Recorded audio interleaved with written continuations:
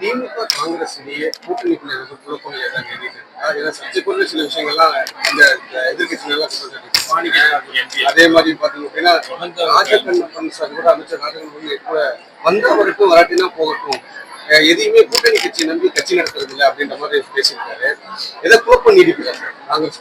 அந்த மாதிரி எல்லாம் ஒரு குழப்பமும் கிடையாது. இது தேர்தல் நேரத்துல நீங்க ஒரு பெண் பார்க்க போகிற பொழுது கூட 1000 கருத்துக்கள் பரிமாறப்படுகிறது.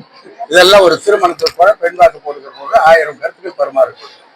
அதெல்லாம் பின்னாடி யோசிச்சுட்டு இருக்கிறது இல்லை. எனவே இதை முடிவு செய்ய வேண்டியது தலைமை.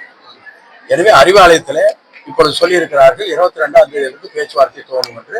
எனவே காங்கிரஸோடு மிக இணக்கமான சூழ்நிலை தான் இருக்கிறது.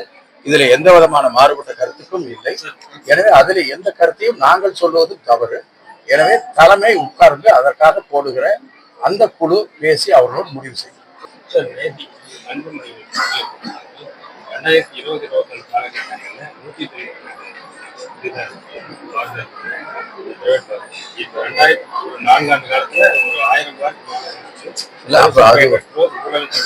அதெல்லாம் தவறான கணக்கு. அவங்க ஏதாச்சும் சொல்ல வேணுங்கிறதுக்காக சொல்லிட்டு இருக்காங்க.